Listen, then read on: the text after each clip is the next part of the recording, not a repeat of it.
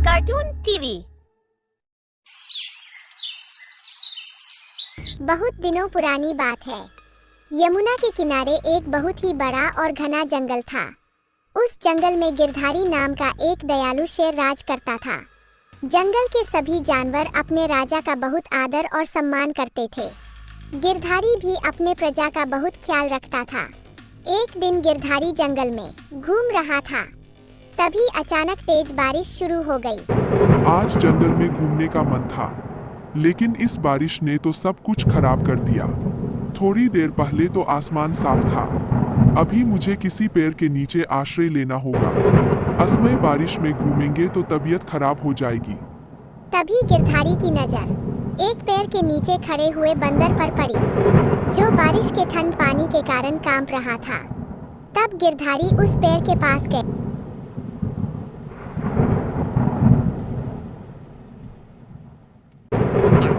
और बोला, अरे कौन हो तुम मेरे जंगल के तो नहीं लगते, और यहाँ क्या कर रहे हो?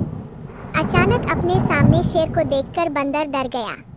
फिर धीरे धीरे बोला, मेरा नाम ढूंढा है।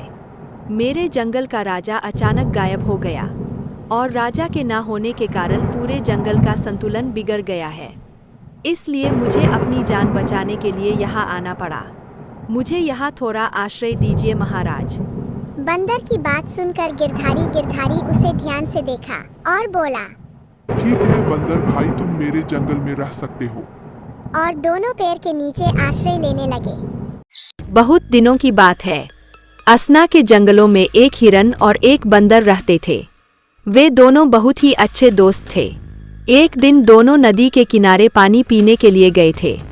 पानी पीने के बाद दोनों आपस में बात कर रहे थे। तभी पेड़ के पीछे छुपा हुआ लकड़बग्घा उन दोनों को देख रहा था और मन ही मन सोच रहा था, अरे वाह, आज तो हिरन खाने को मिलेगा। वैसे भी बहुत दिनों से मैंने हिरन का मांस नहीं खाया। इसे किसी ना किसी तरीके से अपने जाल में फंसाकर अपना शिकार बनाना होगा। चालाक लकड़बग्घा अब हिरन को खाने की योजना बनाता है, और उसके दिमाग में एक योजना आता है, और वो पेड़ के पीछे बैठकर जोर जोर से रोने लगता है। रोने की आवाज सुनकर हिरन और बंदर दोनों सोच में पड़ जाते हैं। उन्हें लग रहा था कि कोई मुसीबत में है। यह सोचकर वे दोनों आसपास देखते हैं। फिर उन्हें पेड़ के पीछे लकड़बग्घा दिखाई देता है। फिर दोनों पेड़ के पीछे जाते हैं, और हिरन उससे पूछता है, अरे लकड़बग्घा भाई, क्या हो गया है तुम्हें? तुम इतने रो क्यों रहे हो? हिरन भाई, मैं रोऊं नहीं तो और क्या करूं? मेरी पत्नी को शेर ने मार दिया। मैं बिल्कुल अकेला हो गया हूं। अब मेरे पास ना तो दोस्त है और ना ही पत्नी। मैं अकेला हो गया हूं। मुझे अपनी पत्नी की बहुत याद आ रही है। हे भगवान, तुम्हारे साथ तो बहुत ही बुरा हुआ। भगवान तुम्हारी पत्नी की आत्मा को शांति दे। तुम चिंता मत करो, हम तुम्हारे साथ है ना। तुम्हें जब भी अकेला महसूस हो, तुम हमारे साथ बात करने के लिए आ जाना। हम सब साथ में मिलकर बात करेंगे और घूमेंगे। अरे हिरन भाई, तुम कैसे बात कर रहे हो? हम इसे जानते भी नहीं हैं, और किसी अनजान से दोस्ती करना अच्छी बात नहीं है। बंदर भाई, तुम हर जगह ऐसी बातें क्यों करते हो? देखो तो वो कितना रो रहा है, क्योंकि अब उसकी पत्नी इस दुनिया में नहीं है। किसी अपने के चले जाने का दुख क्या होता है, ये मैं अच्छी तरह से जानता हूँ। इसलिए तुम ऐसी बातें मत करो। तुम कितने अच्छे हो हिरन भाई, तुम मेरा दर्द समझ पा रहे हो। मुझे तुम जैसा ही दोस्त चाहिए था। मुझसे दोस्ती करोगे? हाँ, क्यों नहीं, हम दोनों आज से अच्छे दोस्त बनेंगे। देखो लकड़बग्घा भाई, अभी शाम हो गई है। फिलहाल हम दोनों घर जा रहे हैं, कल फिर मिलेंगे। यह कहकर हिरन और बंदर वहां से चले गए।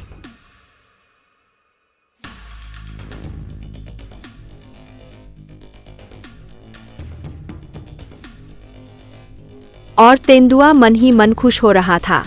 वह समझ जाता है कि हिरन अभी बहुत नादान है। उसका मन बहुत ही मासूम है, इसलिए वह बहुत ही आसानी से लकड़बग्घा की बातों में आ गया। अगली सुबह हिरन और बंदर खेल रहे थे। तभी लकड़बग्घा वहां आता है।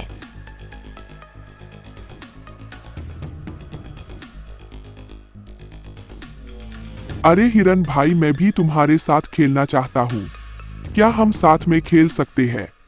हाँ हाँ, क्यों नहीं, इसमें पूछने वाली क्या बात है। अब तो तुम हमारे दोस्त हो, अब हम साथ में ही खेलेंगे। हिरन भाई, अगर तुम्हें इसके साथ खेलना है तो खेलो, लेकिन मुझे इसके साथ दोस्ती नहीं करनी है। मैं जा रहा हूँ। तुम्हारा मन बहुत ही छोटा है बंदर भाई।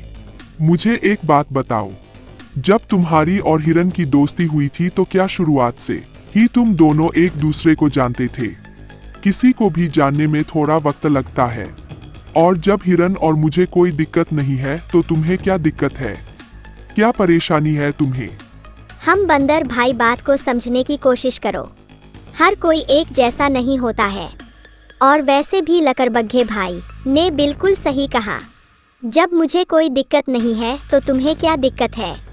देखो हिरन भाई, तुम मेरे दोस्त हो, तुम्हारा भला बुरा सोचना मेरा फर्ज है। और मुझे लगता है कि तुम्हें इससे दोस्ती नहीं करनी चाहिए। बाकी तुम्हारी मर्जी। इतना बोलकर बंदर वहां से नाराज होकर जाने लगा। तब हिरन उसे रोकने की कोशिश करता है। बंदर भाई, मेरी बात तो सुनो। तुम मुझे गलत समझ रहे हो। एक बार रुक जाओ। हिरन उसे रोकने की बहुत कोशिश करता है, लेकिन बंदर नहीं रुका और नाराज होकर चला गया। बंदर हिरन का जिगरी दोस्त था, इसलिए वह लकड़बग्घे से कहता है, माफ करना लकड़बग्घा भाई, बंदर मेरे जिगरी दोस्त है, इसलिए मैं उसे दोस्ती नहीं तोड़ सकता। यह कहकर हिरन भी बंदर के पीछे पीछे चला गया। क्यों हिरन, तुम चले क्यों आए? अरे मेरे जिगर के छल्ले, अभी नया साल आने वाला है और नया साल पर मैं तुझसे दोस्ती तोड़ दूं, ये कैसे हो सकता है? ले, तुझे आज ही कहता हूँ। नए साल की बहुत बहुत बधाइयाँ और हमारी दोस्ती ऐसे ही बनी रहे। Happy new year.